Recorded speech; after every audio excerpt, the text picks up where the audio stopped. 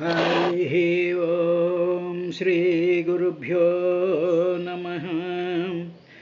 కనియన్నరదుడంతన్ వినయైక విలాసు నిగమ విభజన విద్యా జనితోల్లాసున్ భవదుఃఖ నిరాసున్ గురుమనో వికాసున్ వ్యాసున్ ధాతవు భరతశ్రుతి విధాతవు వేద పదార్థజాత విజ్ఞాతవు కామముఖ్యరిపుషట్క విజేతవు బ్రహ్మతత్వ నిర్ణేతవు యోగినేతవు వినీతుడవు ఈవు చెలించి చల్లరే కతురవడి కైవడిన్ వగవ కరణమేమి పరాశరాత్మజా.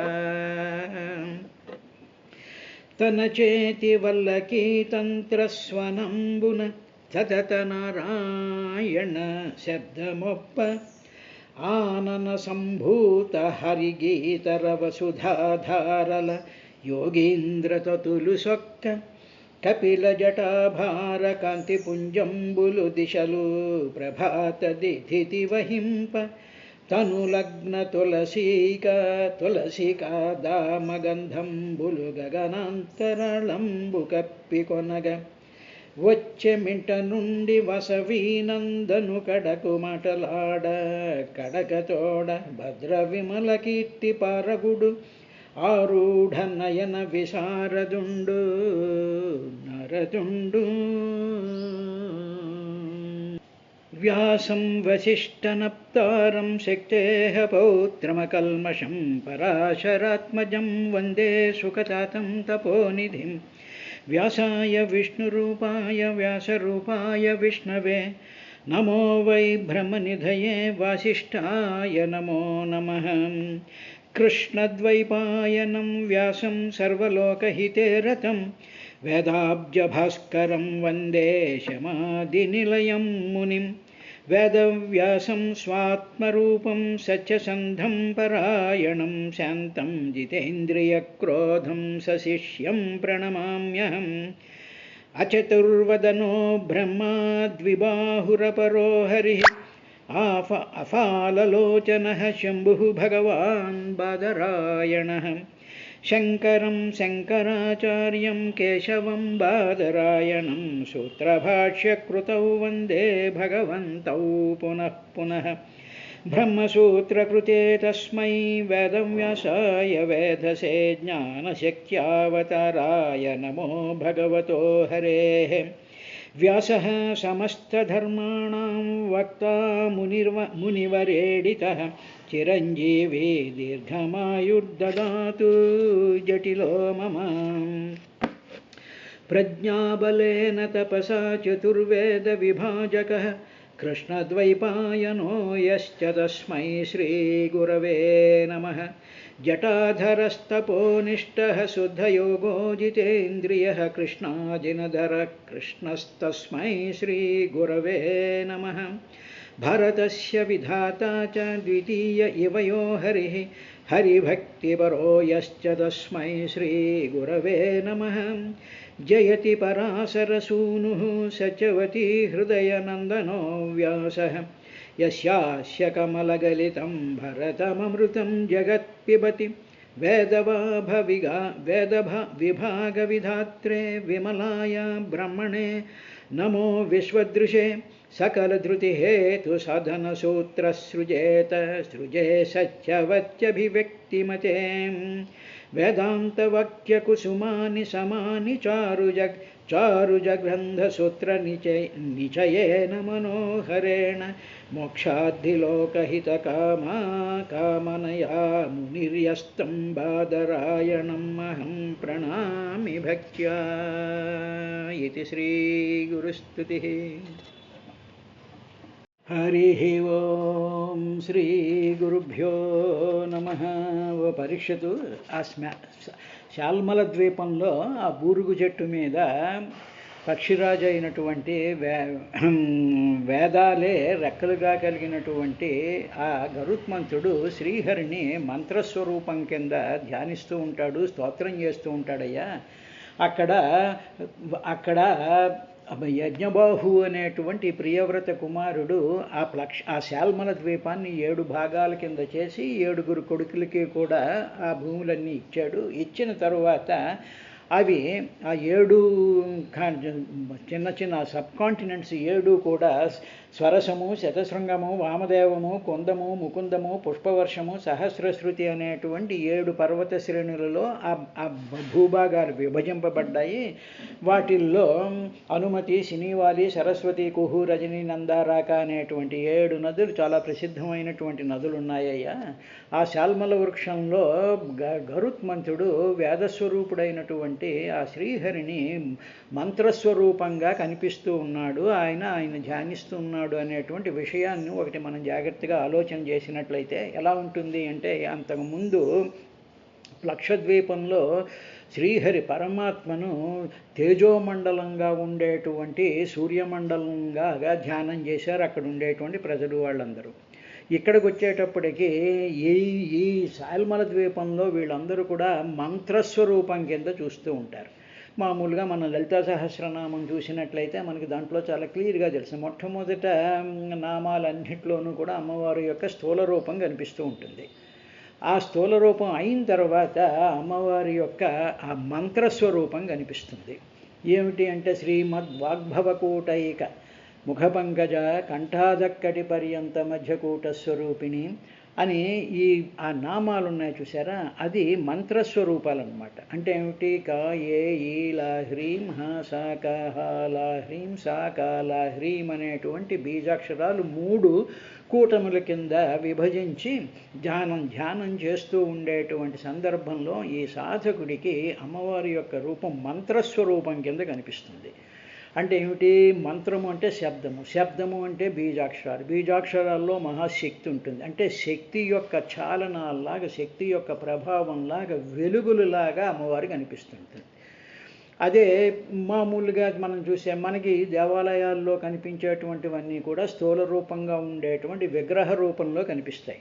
మహాసాధకులైనటువంటి వాళ్ళకి, మహాభక్తులైనటువంటి వాళ్ళకి ఆ స్వరూపాలు, ఆ విగ్రహ స్వరూపాలన్నీ కూడా మంత్రస్వరూపం కింద కనిపించి ఒక బ్రహ్మాండమైనటువంటి వేదమంత్ర స్వరూపంలాగా వాళ్ళు అనుభవాన్ని చెందుతారు.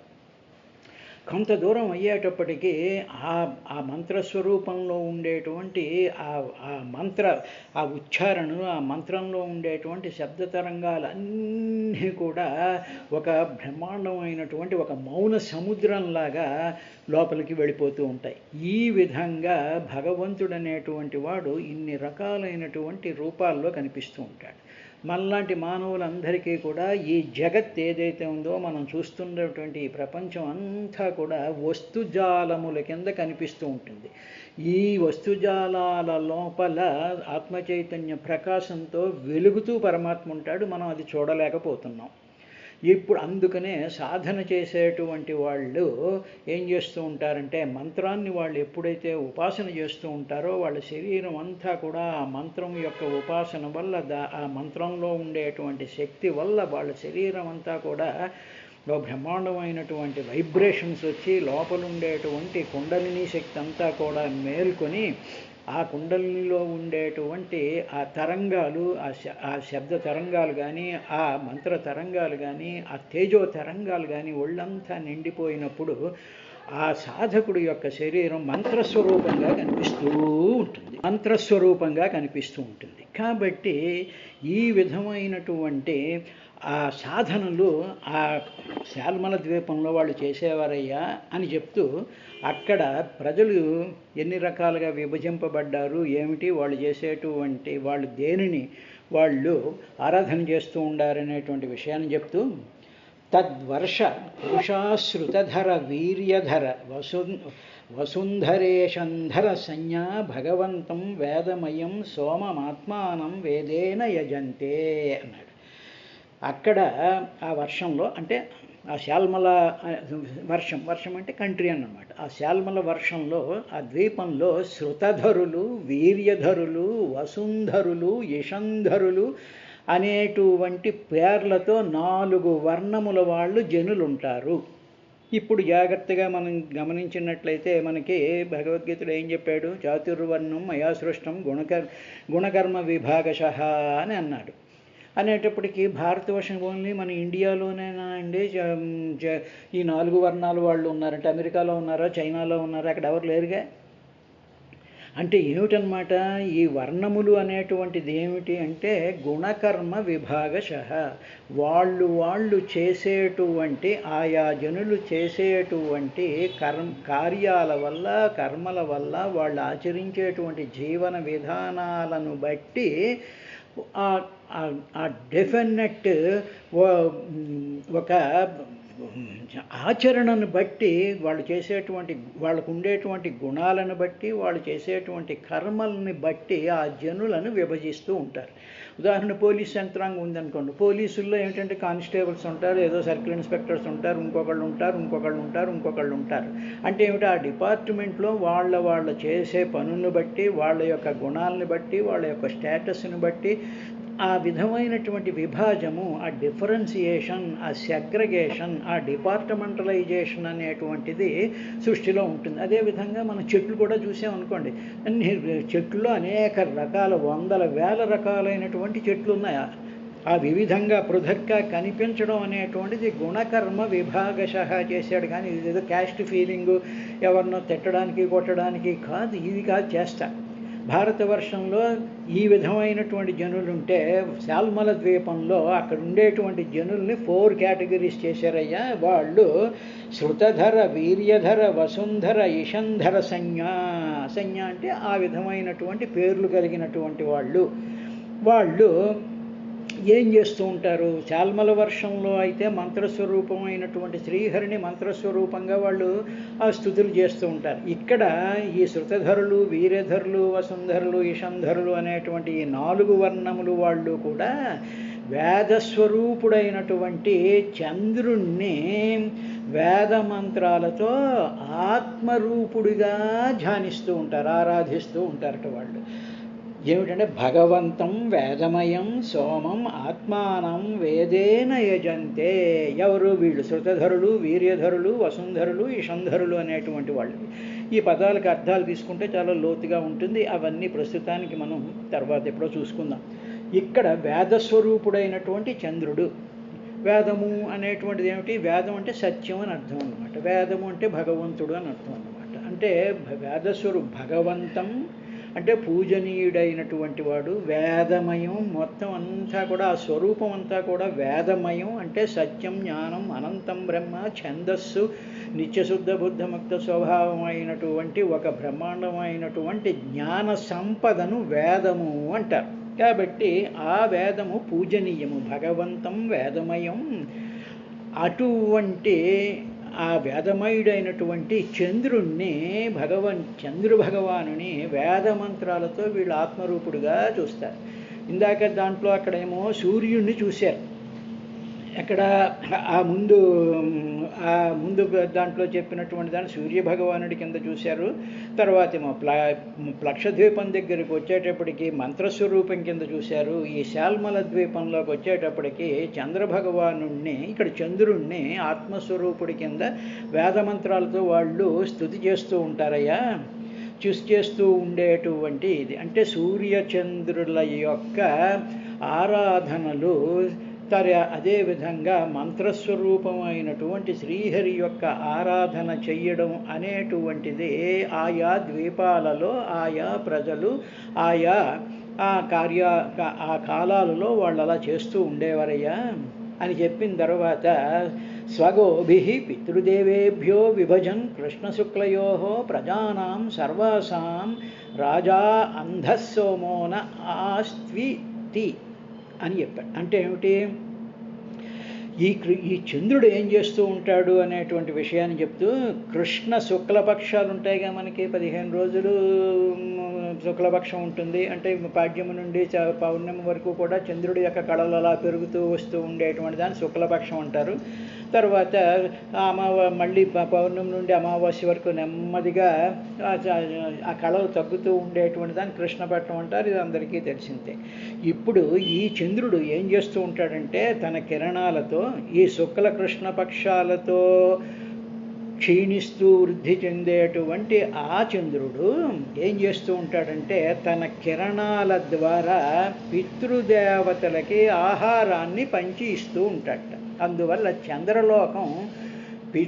చంద్రలోకంలో పితృదేవతలు ఉంటారు అనేటువంటిది ఒకటి ఉంది. అంటే చంద్రలోకంలో పితృదేవతాగణాల యొక్క ఆవాసం ఉంటాయి.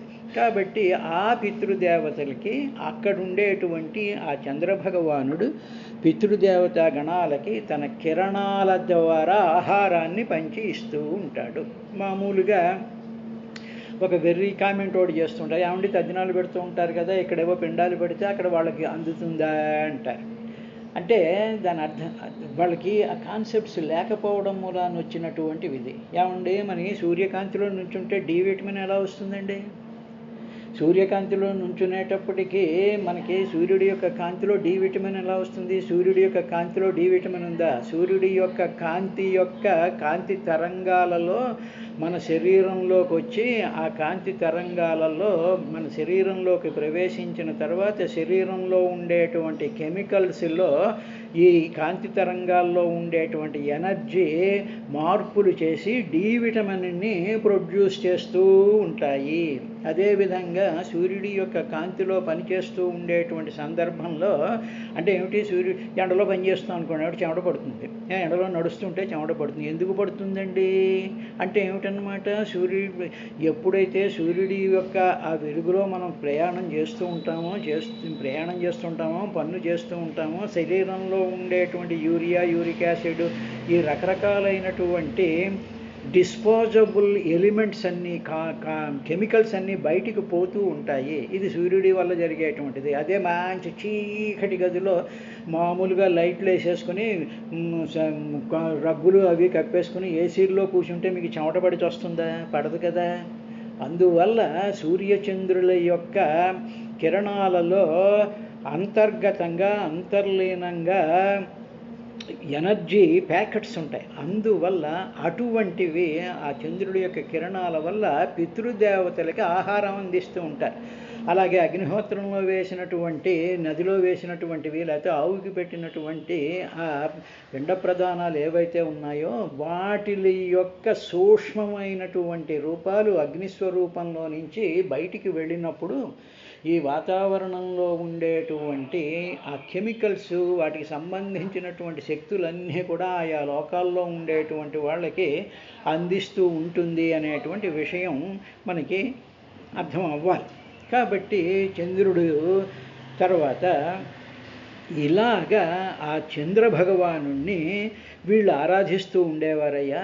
ఎందుకు అంటే వాళ్ళ పితృదేవతలకి వీళ్ళు సమర్పిస్తున్నవన్నీ కూడా వాళ్ళ పితృదేవతలకి ఆయన సప్లై చేస్తూ ఉంటాడు.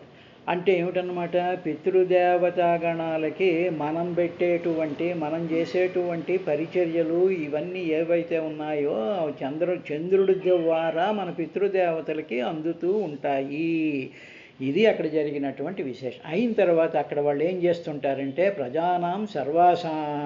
ప్రజలందరూ కూడా అక్కడ ఉండేటువంటి ప్రజలందరూ కూడా రాజా సోమః నః అస్తు అని వాళ్ళు ప్రార్థన చేస్తూ ఉంటారయ్యా. రాజైనటువంటి సోమః చంద్రుడు నః మాకు అస్తు అభిముఖుడగుగాక, మమ్మల్ని మాకు ప్రసన్నుడగుగాక. అభిముఖము అంటే ఎదురుగా రావడం, అభిముఖము మాకు ప్రసన్నుడగుగాక అని చెప్పి అక్కడ ఉండేటువంటి శృతధరులు, వీర్యధరులు, వసుంధరులు, ఈషంధరులు అనేటువంటి 4 వర్ణముల వాళ్ళు శాల్మల పక్షంలో వాళ్ళు ఆత్మస్వరూపంగా భగవంతుడైనటువంటి ఆ వేదస్వరూపుడైనటువంటి సోముణ్ణి వాళ్ళు ప్రార్థిస్తూ ఉంటారయ్యా అని చెప్పిన తర్వాత యావం సురోదాద్బహిస్తద్విగుణ సమానేనావృతో ఘృతోదేన యథాపూర్వ కుశద్వీపో యస్మిన్ కుశస్తంభో దేవకృతస్తద్వీపాఖ్యకరో జ్వలన ఇవా పరస్వశష్ప రుచిషా దిశో విరాజయతి. ఇప్పుడు ఓ పరీక్షితు, నీకు కుశద్వీపం గురించి చెప్తాను నేను అని చెప్పి తర్వాత ఈ శాల్మల ద్వీపం బయటకి ఏది ఉంది అంటే మదిరా సముద్రం ఉంది కదా, దానికి ముందేమో ఇక్షు సముద్రం ఉంది కదా, ఇక్షురసంతో కూడుకున్నటువంటి సముద్రం ఉంది కదా. ఈ రెండు సముద్రాల మధ్యలో శాల్మల ద్వీపం ఉంది, అందులో బూరుగు చెట్టు ఉంది. అక్కడేమో ప్రజలు ఈ రకమైనటువంటి విధానాలుగా వాళ్ళ భగవంతుని ధ్యానిస్తూ ఉంటారు అని చెప్పిన తర్వాత ఇప్పుడు కుశద్వీపం గురించి చెప్తాను వినవయ్యా అని చెప్పి మదిరా సముద్రానికి అవతల వైపుకి దానికి రెట్టింపు వైశాల్యం కలిగినటువంటి కుశద్వీపం అనేటువంటి ఒక ఐలాండ్ ఉంది, లేకపోతే ఒక పెద్ద వర్షం ఉంది, లేకపోతే ఒక పెద్ద ఖండం ఉంది. దానికి కూడా శాల్మల ద్వీపానికి ఉన్నట్లే ఆ కుశద్వీపానికి బార్డరుగా నేయి సముద్రం ఉంది, ఘృత సముద్రం ఉందయ్యా. ఆ ద్వీపంలో ఈశ్వరుడి చేత సృష్టింపబడినటువంటి దర్భలు అక్కడ ఎక్కువగా మొలుస్తూ ఉండడం చేత ఆ దర్భలు కూడా ఎలాగుంటాయంటే ఆ దర్భలు అలా మొలుస్తూ ఉన్నప్పుడు అవి అగ్ని శిఖల్లాగా అగ్ని యొక్క జ్వాలల్లాగా మెరుస్తూ కనిపిస్తూ ఉంటాయి. వాటి యొక్క లేత పరకల కాంతి చేత ఆ దిక్కులన్నీ కూడా అలా ప్రకాశిస్తూ ఉంటాయా. అందువల్ల ఆ ద్వీపంలో ఆ ద్వీపానికి కుశలు ఉండడం చేత కుశద్వీపము అని పేరు వచ్చింది. శాల్మలం ఉండడం చేత అంటే బూరుగు చెట్టు ఉండడం చేత శాల్మల ద్వీపం అని వచ్చింది. ప్లక్ష చెట్టు జువ్వి చెట్టు ఉండడం వల్ల పక్షద్వీపం అని వచ్చింది. జంబు అంటే నేరేడు చెట్లు ఎక్కువగా ఉండడం వల్ల జంబూ ద్వీపం అని పేరు వచ్చింది అని మనం చూసాంగా. ఆ విధంగా కుశల చేత ప్రకాశింపబడుతూ ఉండేటువంటిది ఉంది. ఆ కుశలు కూడా చాలా ఎలా ఉన్నాయంటే కుశస్తంభ అపరహ జ్వలన ఇవ. అపర అంటే ఏమిటి, అగ్ని తేజంలాగా లేతమైనటువంటి ఆ కుశల యొక్క ఆకులు థళ మెరిసిపోతూ ఉంటే దూరం నుంచి చూస్తూ ఉంటే ఆ అగ్నిశిఖలలాగా కనిపిస్తూ ఉంటాయి. ఈ అగ్నిశిఖల చేత కల్పించబడినటువంటి ఈ కుశ మొక్కలన్నీ కూడా దేవకృత పరమాత్మ చేతే ఈశ్వరుడి చేతే ఈ కుశ మొక్కలన్నీ కూడా అక్కడ ఉన్నాయ్యా. దీనికి అగ్ని నేయి సముద్రం దీనికి ఇదిగా ఉంది. మామూలుగా సింపుల్గా అర్థం చేసేసుకుంటే ఏమిటవుతుందంటే మామూలు నేయి సముద్రం అంటే అగ్నిహోత్రం దాంట్లో ఏంటంటే దర్భలు కూడా వేస్తూ ఉంటాం, రకరకాలైనటువంటి సమిధులు వీటిని కూడా వేస్తూ ఉంటాంగా. కాబట్టి ఇది యజ్ఞానికి సంబంధించినటువంటి విషయం. ఇక్కడ ఒక విషయం మనం గమనించాలి. ఏమండి, నేయి సముద్రం భూమండలం మీద ఉందా, మదిరా సముద్రం భూమండలం మీద ఉందా, చెరుకు రసం భూమండలంలో ఉన్నాయి అంటే ఇది మనం చూసేటువంటి ఈ ప్రజెంట్ ఎర్త్ మోడల్లో కాదు. ఇవన్నీ ఉన్నాయి. ఇవన్నీ కూడా మనకి 14 లోకాలని చెప్పాంగా.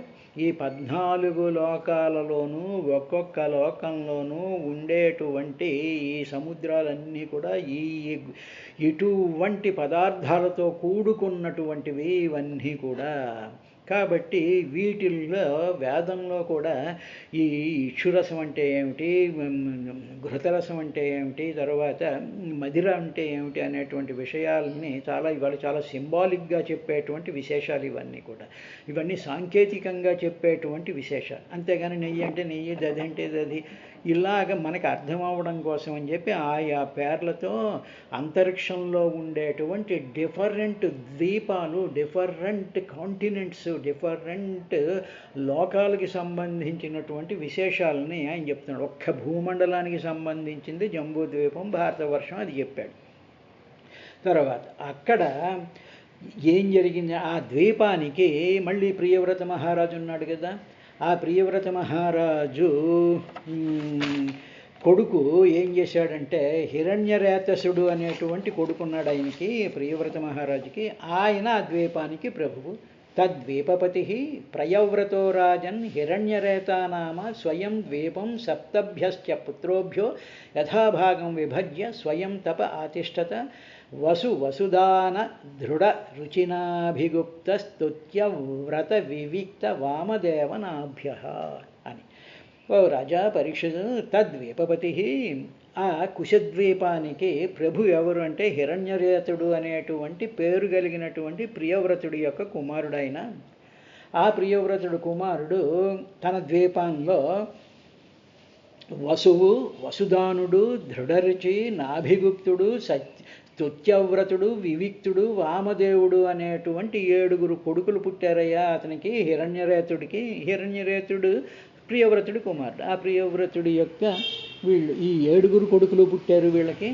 ఈ 7 కొడుకులు కూడా ఆ కుశద్వీపాన్ని ఆయన 7కి 7 భాగాలు చేసేసి విభజించేసి ఆయన ఏం చేశాడంటే ఆ రేతసుడు అనేటువంటి ఆ ప్రియవ్రతుడు కుమారుడు స్వయం తపః అతిష్ఠత. వెంటనే తాను పిల్లలందరికీ కూడా ఆ కుశద్వీపాన్ని పంచిపెట్టేసేసి ఆయన తపస్సుకి వెళ్ళిపోయాడయ్యా.